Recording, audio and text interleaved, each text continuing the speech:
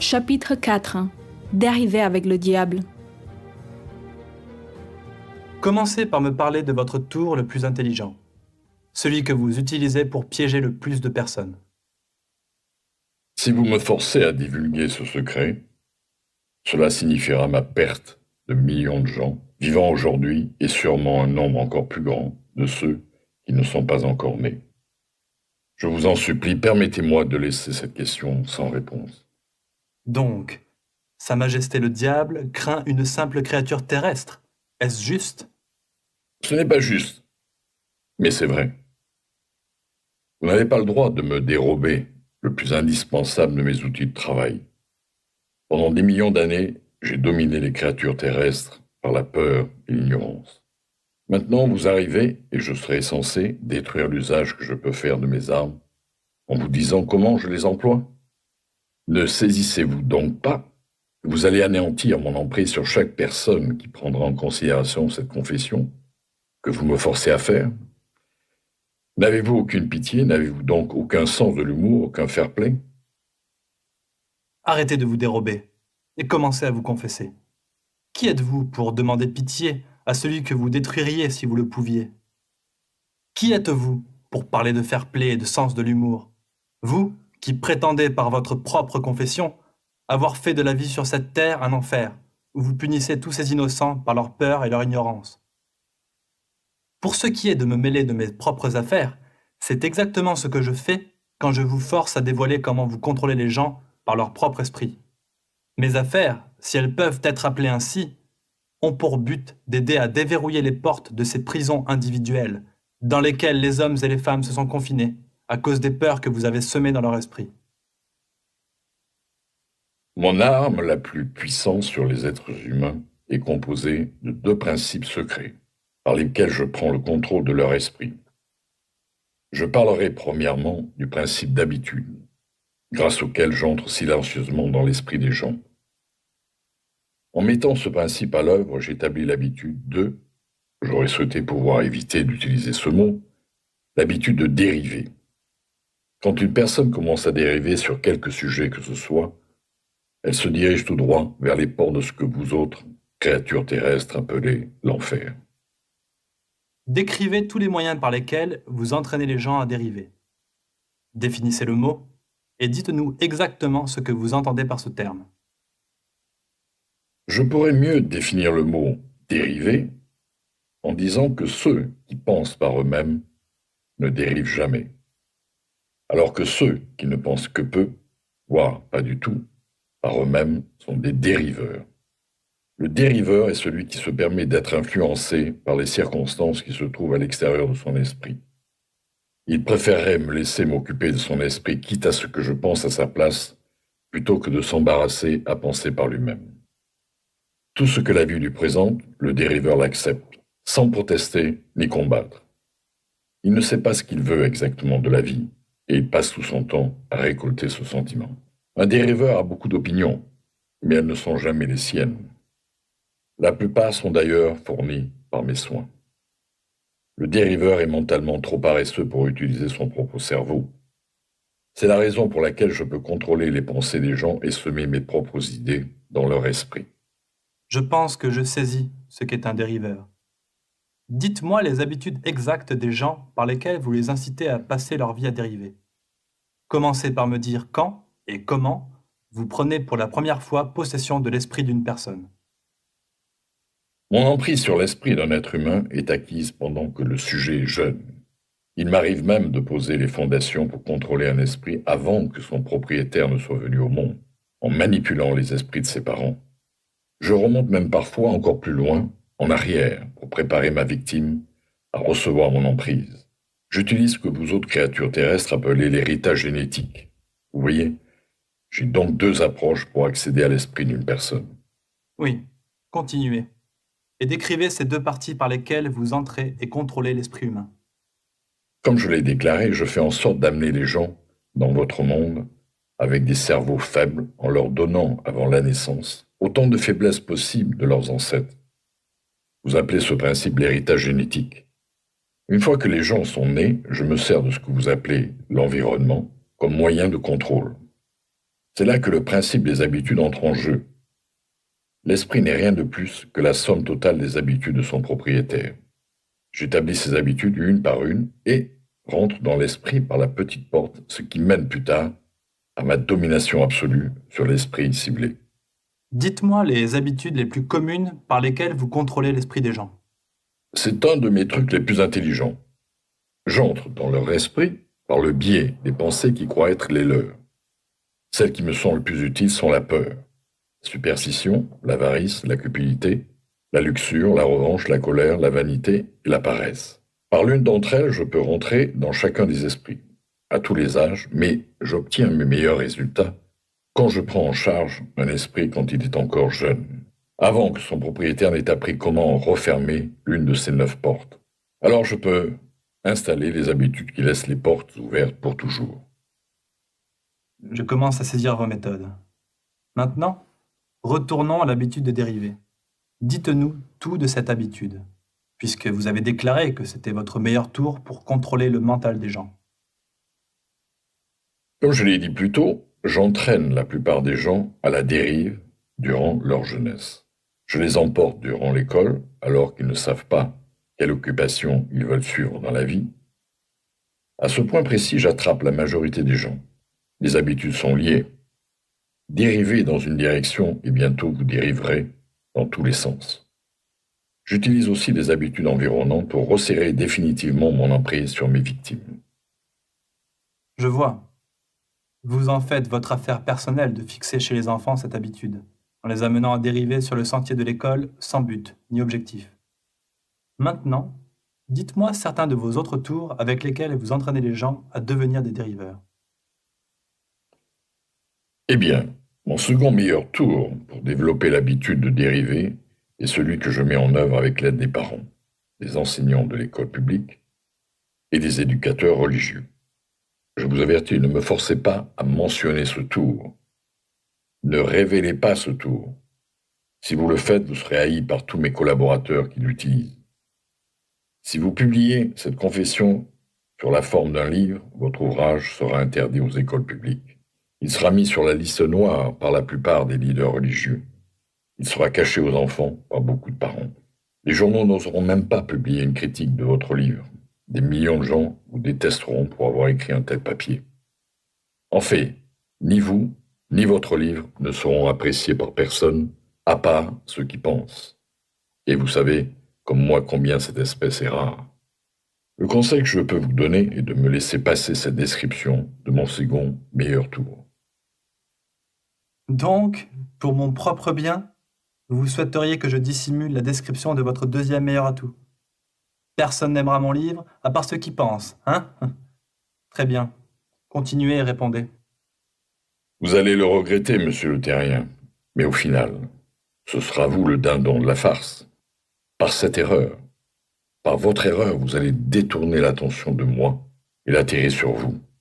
Mes collaborateurs, qui se comptent par millions, oublieront tout à mon sujet et vous haïront pour avoir dévoilé mes méthodes. Ne vous en faites pas pour moi. Parlez-moi de votre second meilleur tour, à cause duquel vous entraînez les gens à dériver en enfer à vos côtés. Mon deuxième meilleur tour est loin d'être second. C'est mon premier. Je le placerai en première position parce que sans lui, je ne pourrai jamais prendre le contrôle de l'esprit des jeunes. Les parents, les professeurs, les éducateurs religieux et beaucoup d'autres adultes servent, sans le savoir, ma cause, en m'aidant à détruire chez les enfants la faculté de penser par eux-mêmes. En faisant leur métier de différentes manières, ils ne suspectent jamais ce qu'ils infligent sur l'esprit des enfants, ni les réelles causes de leurs erreurs. Je peux difficilement vous croire, Votre Majesté. J'ai toujours cru que les meilleurs amis des enfants étaient ceux qui leur étaient les plus proches, leurs parents, leur école, leurs professeurs et leurs éducateurs religieux.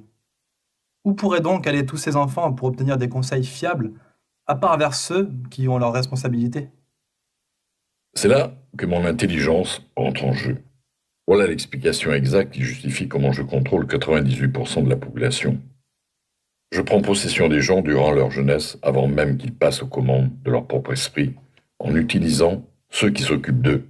J'ai particulièrement besoin de l'aide de ceux qui donnent aux enfants leur instruction religieuse. C'est à ce moment-là que je démolis leur faculté de pensée indépendante et démarre chez eux les premières habitudes qui les mènent à dériver, en déconcertant leur esprit avec des idées indémontrables qui concernent un monde sur lequel ils ne savent rien. C'est aussi à ce moment-là que je sème dans l'esprit des enfants la plus grande de toutes les peurs, la peur de l'enfer. Je comprends combien il est facile pour vous d'effrayer les enfants en les menaçant par l'enfer. Mais comment faites-vous pour qu'ils continuent à vous craindre, vous et votre enfer, une fois qu'ils ont grandi et qu'ils ont appris à penser par eux-mêmes? Les enfants grandissent, mais ils n'apprennent pas toujours à réfléchir de leur propre chef. Une fois que j'ai capturé l'esprit d'un enfant par la peur, j'affaiblis sa faculté de raisonner et de réfléchir par lui-même. Cette faiblesse suivra l'enfant toute sa vie. N'est-ce pas là une manière déloyale que de contaminer l'esprit d'un être humain avant qu'il n'en ait pleinement pris possession? Rien qui ne sert mes fins ne pourrait être déloyal. Je n'ai pas de stupides limites comme le bien et le mal. La force prime le droit pour moi. J'utilise toutes les faiblesses humaines connues pour obtenir et conserver mon contrôle de l'esprit humain. Je comprends votre nature démoniaque. Maintenant, retournons poursuivre la discussion sur vos méthodes qui mènent les gens à dériver en enfer, ici-bas, sur Terre. D'après votre confession, je vois que vous vous occupez des enfants alors que leur esprit est jeune et malléable. Dites-moi plus sur la manière dont vous utilisez les parents, les professeurs et les chefs religieux pour piéger les gens dans la dérive. Un de mes tours favoris est de coordonner les efforts des parents et des éducateurs religieux afin qu'ils travaillent de concert pour m'aider à étouffer le pouvoir de leurs enfants à penser par eux-mêmes. J'utilise beaucoup d'éducateurs religieux pour miner le courage et le pouvoir de réflexion indépendante des enfants, en leur apprenant à me craindre. Mais j'utilise aussi les parents afin qu'ils épaulent les chefs religieux dans cette grande tâche qui est la mienne.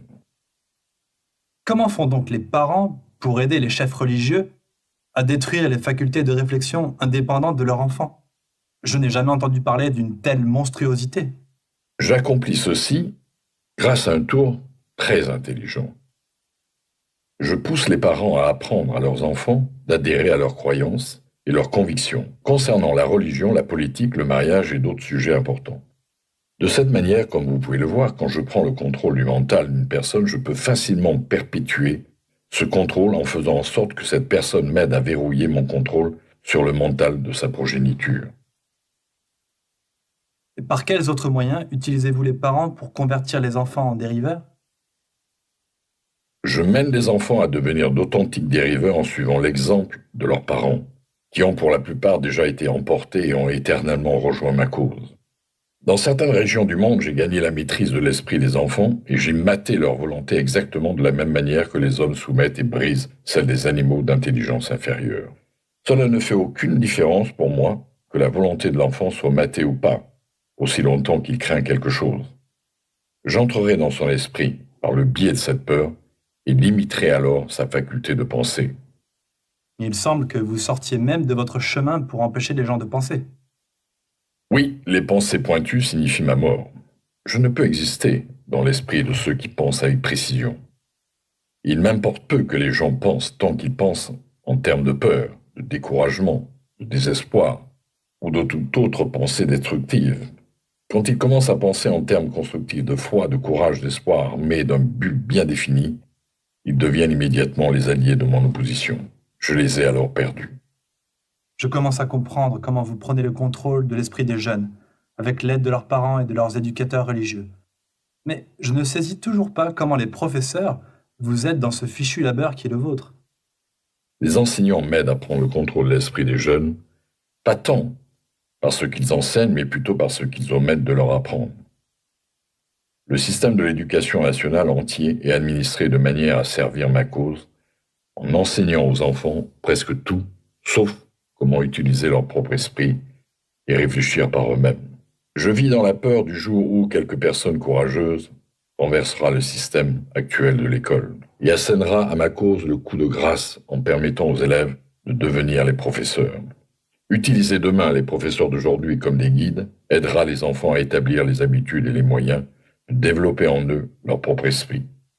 Quand ce jour viendra, les professeurs ne feront plus partie de mon personnel. J'avais l'impression que le but de toute scolarité était d'aider les enfants à penser. Cela est peut-être le but initial de la scolarité, mais le système en place dans la plupart des écoles du monde n'assure plus cet objet. Les écoliers ne sont pas éduqués pour développer et utiliser leur propre esprit, mais adopter et utiliser les pensées des autres. Ce type de scolarité détruit les facultés de pensée indépendantes, à part dans de très rares cas où les élèves se fient si définitivement à leur propre volonté qu'ils refusent que les autres pensent à leur place. Penser avec précision est l'affaire de mon opposition, pas la mienne. Quelle relation, si elle existe, possède votre opposition avec les maisons, les églises et les écoles? Votre réponse à cette question devrait être intéressante. Voici l'endroit où j'utilise une de mes meilleures autres cartes. Je fais en sorte qu'il apparaisse que tout ce que font les parents, les maîtres d'école et les éducateurs religieux soit l'œuvre de mon opposition. Cela détourne l'attention de moi alors que je manipule l'esprit des jeunes. Quand les éducateurs religieux essaient d'enseigner à leurs élèves les vertus de mon opposition, ils le font généralement en les effrayant avec mon nom. C'est tout ce que je leur demande. Je crée l'étincelle qui enflamme la peur dans des proportions qui détruisent les facultés de l'enfant à penser avec précision. Dans les écoles publiques, les professeurs servent ma cause en maintenant les enfants si occupés à se bourrer le crâne d'informations non essentielles, qui n'ont même pas l'ombre d'une opportunité de penser avec précision, ou d'analyser correctement les données enseignées par leurs professeurs. Déclarez-vous avoir à votre cause tous ceux qui ont adopté l'habitude de dériver? Non, le fait de dériver est seulement un de mes tours grâce auquel je prends possession de la faculté de pensée indépendante. Avant qu'un dériveur ne devienne ma propriété permanente, je dois l'amener à se faire piéger par un de mes autres tours. Je vous parlerai de cet autre tour une fois que j'aurai terminé de vous décrire mes méthodes qui convertissent les gens en dériveurs. Voulez-vous dire que vous avez une méthode qui peut faire dériver les gens si loin de l'autodétermination qu'ils n'ont aucune chance de s'en tirer eux-mêmes? Oui, une méthode précise, et elle est si efficace qu'elle n'échoue jamais. Dois-je comprendre que votre méthode est si puissante que votre opposition ne peut plus récupérer, et ce de manière permanente, ceux qui se sont fait prendre par la dérive? C'est exactement ce que je déclare. Pensez-vous que j'aurais le contrôle sur autant de gens si mon opposition pouvait m'en empêcher? Rien ne peut mettre un terme au contrôle que j'ai sur les gens à part les gens eux-mêmes. Et rien ne peut m'arrêter excepté la puissance de la pensée bien affûtée. Les gens qui pensent avec précision ne commettent de dérive sur aucun sujet. Ils reconnaissent le pouvoir de leur propre esprit. Par-dessus tout, ils s'emparent de ce pouvoir et ne le cèdent à aucune personne ou influence. Continuez. Et dites-moi plus des méthodes par lesquelles vous faites dériver les gens en enfer avec vous. Je fais dériver les gens sur tous les sujets grâce auxquels je peux contrôler la pensée indépendante et l'action. Tenez, prenez par exemple le sujet de la santé. J'encourage les gens à trop manger de nourriture et du mauvais genre. Cela mène à l'indigestion et détruit le pouvoir de penser avec précision. Si les écoles publiques et les églises enseignaient plus aux enfants comment manger correctement, ils feraient à ma cause des dommages irréparables. Mariage. J'entraîne les hommes et les femmes à dériver dans le mariage sans aucun but ou plan conçu pour convertir la relation en harmonie. Voici une de mes méthodes les plus efficaces pour convertir les gens vers l'habitude de dériver. Je fais en sorte que les couples mariés se querellent et se narguent continuellement pour des problèmes d'argent. Je les encourage à se disputer sur l'éducation de leurs enfants. Je les engage dans de désagréables controverses dans leurs relations intimes et les mets en désaccord sur leurs amis et leur activité sociale. Je les maintiens si occupés à trouver les fautes qui peuvent se rejeter les uns sur les autres, qu'ils n'ont jamais le temps de faire autre chose suffisamment longtemps pour briser l'habitude de dériver. Occupation. J'enseigne aux gens comment devenir d'authentiques dériveurs en les entraînant à dériver en dehors de l'école au premier emploi qu'ils peuvent trouver, avec aucun but précis ou objectif à part celui de gagner leur vie. Par ce tour, je garde des millions de personnes aux prises avec la peur de la pauvreté toute leur vie. Grâce à cette peur, je les amène lentement mais sûrement au large jusqu'à ce qu'ils atteignent le point au-delà duquel aucun individu n'a jamais pu rompre l'habitude de dériver. Économie. J'entraîne les gens à dépenser librement et à épargner rarement ou pas du tout, jusqu'à ce que je prenne complètement leur contrôle par la peur de la pauvreté. Environnement. J'entraîne les gens à dériver vers des environnements sans harmonie et désagréables dans leur maison, sur leur lieu de travail, dans leurs relations avec les proches et leur fréquentation, et de rester là jusqu'à ce que je les emporte par l'habitude de dériver. Les pensées dominantes. J'entraîne les gens à dériver par l'habitude d'entretenir des pensées négatives. Cela provoque des actions négatives, implique les personnes dans de nombreuses controverses et remplit leur esprit de peur, ce qui prépare le terrain que par la suite je puisse prendre le contrôle de leur esprit. Quand je fais mon entrée, je m'arrange pour faire appel aux gens à l'aide de pensées négatives qui croient être les leurs. Je sème les graines de pensées négatives dans leur esprit par la tribune, les journaux, les films, la radio ou toute autre méthode populaire qui fait appel à l'esprit. Je fais en sorte qu'ils m'autorisent à réfléchir à leur place parce qu'ils sont trop paresseux et trop indifférents aux pensées de leur propre chef. J'en conclus de votre discours que la dérive et la procrastination représentent un seul et même concept. Est-ce juste ? Oui, c'est correct. Chaque habitude qui entraîne quelqu'un à procrastiner ou à reporter une prise de décision mène à l'habitude de dériver. L'homme est-il la seule créature qui dérive ? Oui, toutes les autres créatures répondent aux lois de la nature. L'homme est la seule créature à pouvoir défier ces lois et dériver quand il le désire. Tout ce qui se trouve en dehors de l'esprit des hommes est contrôlé par mon opposition, par des lois si précises. Toute dérive est impossible. Je contrôle l'esprit des hommes seulement à cause de leur habitude de dériver. C'est une autre manière de dire que je contrôle l'esprit des hommes uniquement parce qu'ils négligent ou refusent de contrôler et utiliser leur propre esprit. Nous commençons à sombrer vers des choses relativement profondes pour un simple être humain. Revenons à une discussion sur des concepts un peu moins abstraits, voulez-vous ?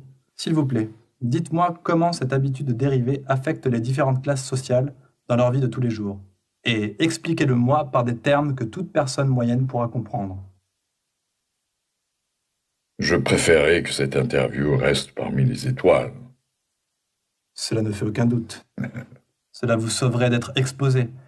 Mais revenons plutôt à nos moutons, ici sur la Terre, voulez-vous ? Dites-moi maintenant les dommages que cette dérive peut infliger envers une nation comme la nôtre, ici aux États-Unis. Franchement, je pourrais aussi bien vous dire que je hais les États-Unis autant que le diable peut haïr quoi que ce soit. C'est intéressant. La cause de votre haine envers les États-Unis remonte probablement à cette date du 4 juillet 1776, quand 56 hommes signèrent un document qui détruisit vos chances de contrôler la nation à jamais. Vous savez, ce document que nous appelons la Déclaration d'indépendance.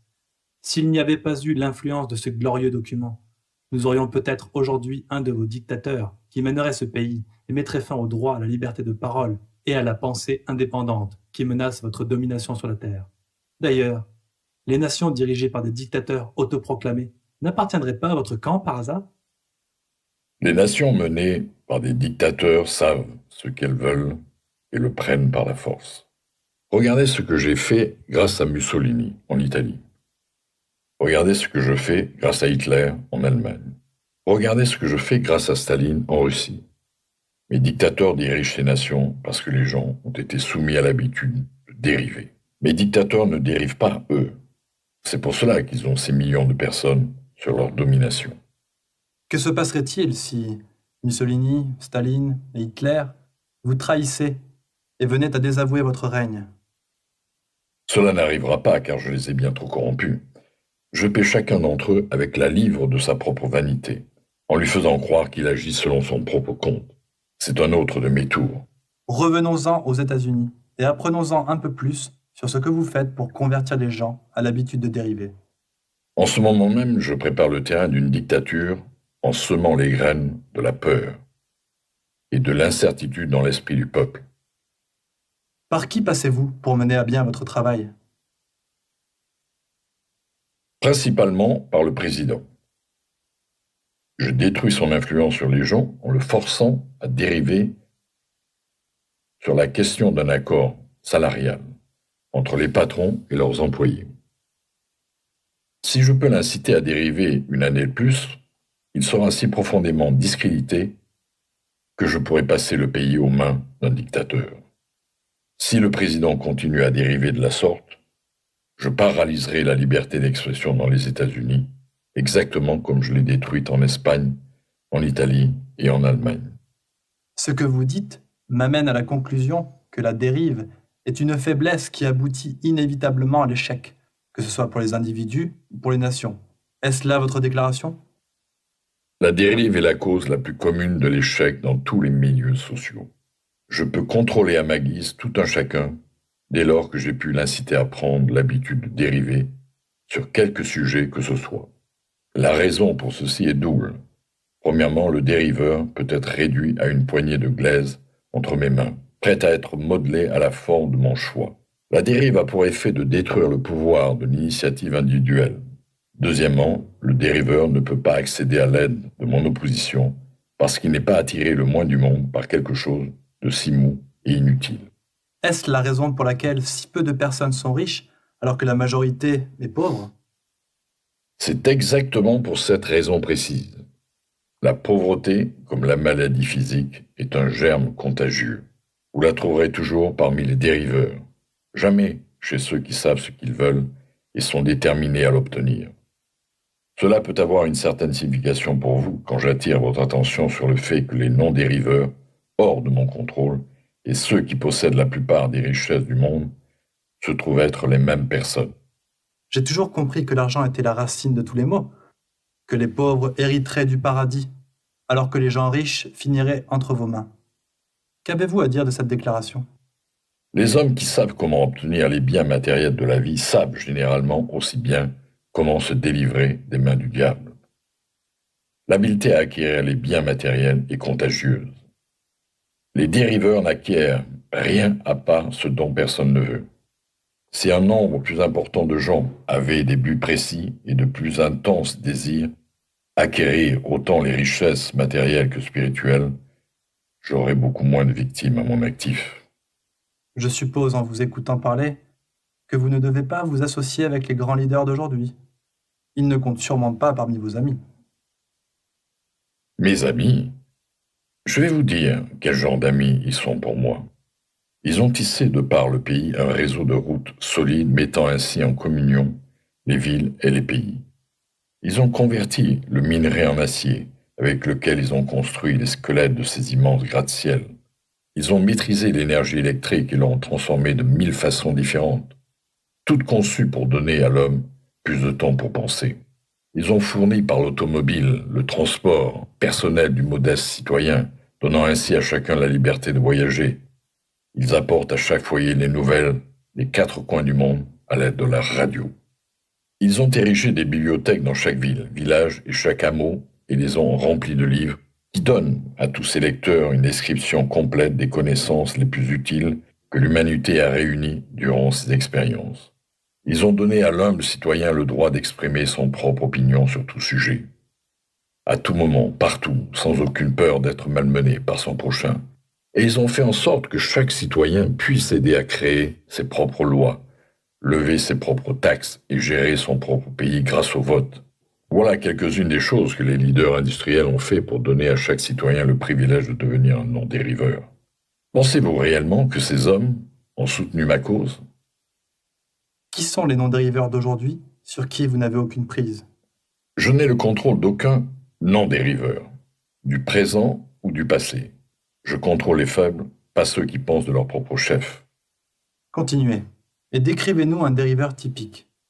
Donnez-moi votre description point par point, afin que je puisse reconnaître un dériveur quand je le verrai. La première chose que vous remarquerez chez le dériveur est l'absence totale d'un but dans sa vie. Il brillera par son manque de confiance en lui. Il n'acceptera jamais rien qui requiert pensée et effort. Il dépend tout ce qu'il gagne, voire plus, s'il peut obtenir un crédit. Il sera malade ou souffrant pour des raisons réelles ou imaginaires, et reviendra juré par le ciel s'il souffre de la moindre douleur. Il aura peu ou pas d'imagination. Il manquera d'enthousiasme et d'initiative pour commencer toute chose qu'il n'est pas obligé d'entreprendre. Et il exprimera pleinement ses faiblesses en choisissant si possible le chemin qui lui opposera le moins de résistance. Il aura mauvais caractère et des difficultés pour contrôler ses émotions. Sa personnalité sera dénouée de magnétisme. Il n'attirera pas d'autres personnes. Il aura des opinions sur tout, mais des connaissances précises sur rien. Il sera souvent touche-à-tout, et bon à rien la plupart du temps. Il négligera de coopérer avec ceux qui l'entourent, même ceux sur qui il dépend, que ce soit pour son toit ou ses repas. Il fera la même erreur encore et encore sans jamais profiter de ses échecs. Il sera étroit d'esprit et intolérant sur tous les sujets, prêt à crucifier ceux qui ne sont pas d'accord avec lui. Il attendra tout des autres, mais ne voudra donner que peu ou pas du tout en retour. Il commencera beaucoup de choses, mais en terminera très peu. Il sera lourd dans ses condamnations du gouvernement, mais il ne vous dira jamais comment il peut être amélioré. Il ne prendra jamais de décision sur quoi que ce soit tant qu'il pourra l'éviter, et s'il est forcé d'en prendre une, il retournera sa veste dès la première opportunité. Il mangera beaucoup et ne fera que peu ou pas d'exercice. Il prendra volontiers un verre d'alcool avec quiconque aime bien lui offrir. Il pariera s'il peut le faire, en dessous de table. Il critiquera les autres qui réussissent dans la vocation qu'ils ont choisie.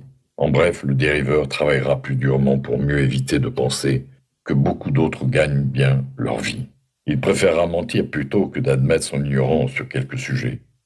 S'il travaille pour les autres, il les flattera en face pour mieux les dénigrer dans leur dos. Vous m'avez donné une description pour le moins graphique du dériveur. Décrivez-moi cette fois, s'il vous plaît, le non-dériveur afin que je le reconnaisse quand je le verrai. Le premier signe d'un non-dériveur est ceci. Il est toujours engagé sur une chose bien précise, par quelques plans réglés avec précision. Il a un but majeur dans la vie, sur lequel il travaille sans cesse, et des objectifs mineurs qui mènent tous à son but principal. Le ton de sa voix, la rapidité de son pas, l'étincelle dans ses yeux, la vitesse dans ses prises de décision, le marquent clairement comme une personne qui sait exactement ce qu'elle veut et qui est déterminée à l'obtenir. Peu importe le temps que cela lui prendra ou le prix à payer. Si vous lui posez des questions, il vous donnera des réponses directes et ne s'abaissera jamais à tenter d'y échapper ou à recourir à quelques subterfuges. Il accorde de nombreuses faveurs aux autres, mais en accepte modérément ou pas du tout. Il se trouvera en première ligne, que ce soit au milieu d'un jeu ou sur le champ de bataille d'une guerre. S'il ne connaît pas les réponses, il le dira franchement. Il a une bonne mémoire, n'offre jamais d'alibi pour ses défauts. Il ne blâme jamais les autres pour ses propres erreurs, qu'ils le méritent ou pas. Il est souvent connu comme un grand fonceur, mais dans les temps modernes, on l'appelle le grand donneur. Vous le trouverez en ville en train de diriger la plus grosse entreprise, vivre dans la meilleure rue, au volant de la plus belle voiture, faisant rayonner sa présence partout où il se trouve. Il est source d'inspiration pour tous ceux qui rentrent en contact avec son esprit. La caractéristique majeure qui le distingue du non-dériveur est celle-ci. Il possède un esprit qui lui est propre et il l'emploie pour toutes les raisons possibles. Le non-dériveur est-il né avec quelque avantage mental, physique ou spirituel dont le dériveur est dépourvu? Non, la différence majeure entre le dériveur et le non-dériveur est quelque chose d'également disponible à chacun d'entre eux. C'est simplement le droit prérogatif d'utiliser son propre esprit et de penser par lui-même. Quel bref message enverriez-vous au dériveur typique si vous souhaitiez le guérir de sa mauvaise habitude? Je l'exhorterai à se réveiller de donner. Donner quoi? Quelque forme de service utile au plus grand nombre de personnes possible. Donc, le non-dériveur est supposé donner, c'est cela? Oui, s'il s'attend à recevoir, et il doit donner avant de recevoir. Certaines personnes doutent de votre existence. Je ne m'inquiéterais pas pour ça si j'étais à votre place. Ceux qui sont prêts à se délivrer de l'habitude de dériver reconnaîtront l'authenticité de cette interview par la validité de ses conseils. Les autres ne valent pas la peine du mal qu'il faudrait pour les en délivrer. Pourquoi n'essayez-vous donc pas de m'empêcher de publier cette confession que je suis en train de vous arracher? Parce que cela serait le moyen le plus sûr de garantir que vous la publiez. J'ai un bien meilleur plan que d'essayer de supprimer la publication de ma confession. Je vais vous encourager à continuer à travailler sur ma parution. Et puis, je m'asserai et vous regarderez souffrir quand certains de mes fidèles dériveurs commenceront à faire chauffer les choses pour vous. Je n'aurai pas besoin de nier votre histoire. Mes congénères feront cela pour moi, vous verrez. L'auteur savait que cette opinion serait un des aspects les plus controversés de ce livre. En fait, sa femme était si inquiète sur la manière dont le livre serait reçu qu'elle lui fit promettre de ne jamais le publier. C'est aujourd'hui, bien après sa mort, que la famille a accepté de partager ce manuscrit avec le reste du monde. Je vous encouragerai à suivre les arguments de Hill au sujet du fonctionnement de l'éducation nationale et des éducateurs religieux puis de décider par vous-même. Pensez-vous aux jeunes enfants à la maternelle ou à l'école primaire? Ils sont pleins d'enthousiasme et volontaires pour tout ce qui leur est proposé, alors qu'ils lèvent le doigt, excités par leur volonté d'apprendre. Faites un bond 10 ans plus tard et repensez à ces mêmes enfants, maintenant devenus lycéens. Ceux-là même qui sont assis au fond de la classe. Ils évitent de croiser le regard des adultes et ne sont absolument plus volontaires pour poser ne serait-ce qu'une question. Ils se sont déconnectés du processus d'apprentissage. Que leur est-il arrivé? 10 ans d'éducation publique. Ils s'imaginent que faire une erreur les exposera au ridicule et au mépris. Ils cessent donc de participer pour se protéger. Ils apprennent que toutes les solutions à leurs problèmes et leurs conflits ne se trouvent pas entre leurs mains, mais dans celles du professeur, le représentant des autorités. Agir indépendamment face aux conflits provoque les remontrances rapides et des représailles du professeur. Les enfants sont ainsi découragés de penser par eux-mêmes et endoctrinés à adhérer au concept qu'ils sont incapables de résoudre leurs problèmes. Alors qu'il existe de nombreux professeurs excellents, les critiques de Hill semblent être corroborées par l'état de l'éducation d'aujourd'hui. Si vous êtes d'accord avec lui, que pensez-vous que nous puissions y faire? Une chose que nous devrions faire est de rechercher ces écoles et ces professeurs qui encouragent la pensée indépendante de leurs étudiants et les applaudir pour leur courage.